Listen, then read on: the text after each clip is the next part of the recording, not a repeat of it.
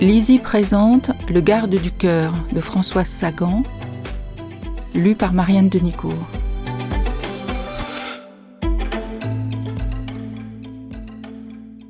The earth has bubbles as the water has. Macbeth, acte 1, scène 3. À Jacques. Chapitre 1.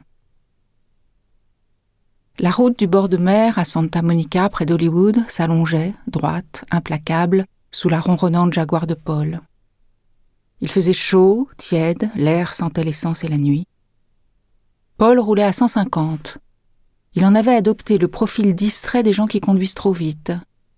Et sur ses mains, des gants habilement troués aux phalanges, comme ceux des grands conducteurs, des mains qui, de ce fait, me semblaient légèrement répugnantes. Je m'appelle Dorothy Seymour, j'ai 45 ans, les traits légèrement tapés, car rien de ma vie ne l'a sérieusement empêché. Je suis scénariste, non sans succès, et je plais encore beaucoup aux hommes, probablement d'ailleurs parce qu'ils me plaisent aussi. Je suis une de ces affreuses exceptions qui font honte à Hollywood. À 25 ans, j'obtins en tant qu'actrice un succès foudroyant dans un film intellectuel. À 25 ans et demi, je partis croquer l'argent gagné avec un peintre de gauche en Europe. À 27 ans, je revins inconnu sans $1 et avec quelques procès sur les bras dans ma ville natale, Hollywood. N'étant plus solvable, on arrêta là les procès et l'on décida de m'employer en tant que scénariste. L'énoncé de mon nom glorieux ne faisant plus aucune impression sur les foules ingrates. J'en fus plutôt ravie, les autographes, les photographes et les honneurs m'ayant toujours ennuyée. Je devins celle qui aurait pu, comme certains chefs indiens. De plus, ma santé étant bonne et mon imagination fertile, les deux grâce à un grand-père irlandais, je finis par avoir une certaine réputation dans la confection d'âneries en couleur, fort rémunératrice, semble-t-il, à mon grand étonnement. Les films historiques de la RKB, par exemple, sont très souvent signés par moi, et dans mes cauchemars, je vois parfois s'approcher Cléopâtre, ulcérée, qui me déclare « Non, madame, je ne dirai pas passer ô souverain de mon cœur à César ». En attendant, le souverain de mon cœur, de mon corps tout au moins, devait être Paul Brett ce soir-là. Et j'en bâillais d'avance. Paul Brett est pourtant fort bel homme. Il représente les intérêts de la RKB et de diverses firmes cinématographiques. Il est élégant, agréable et beau comme une image.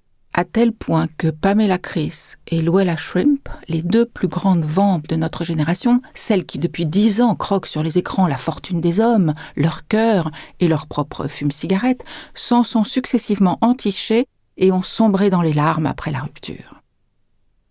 Paul a donc un passé glorieux. Or, en le regardant ce soir-là, malgré les circonstances, je ne voyais en lui qu'un blondinet, et un blondinet quadragénaire, ce qui est déprimant.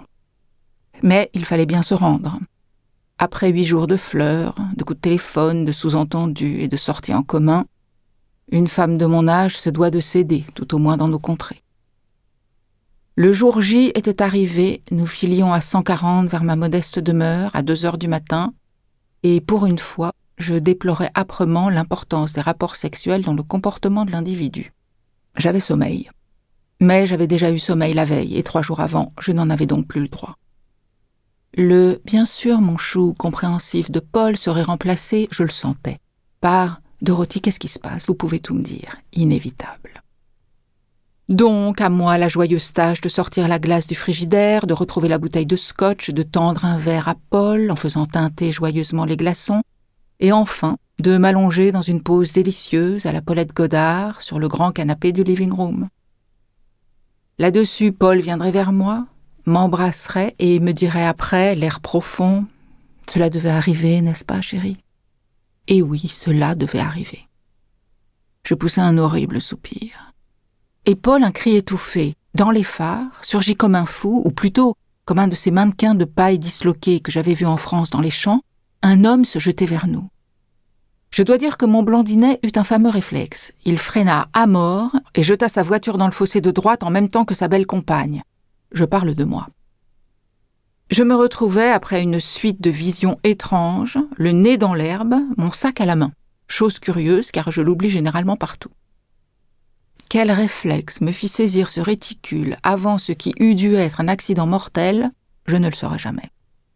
Toujours est-il que j'entendis la voix de Paul prononcer mon nom avec une angoisse flatteuse et que, rassuré sur son sort, je refermai les yeux plus que soulagé. Le fou n'avait pas été touché, j'étais intact, Paul aussi.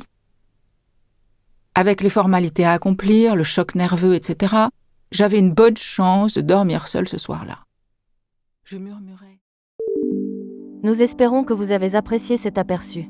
Pour continuer à écouter ce livre audio sur Google Play Livres, utilisez le lien dans la description de la vidéo.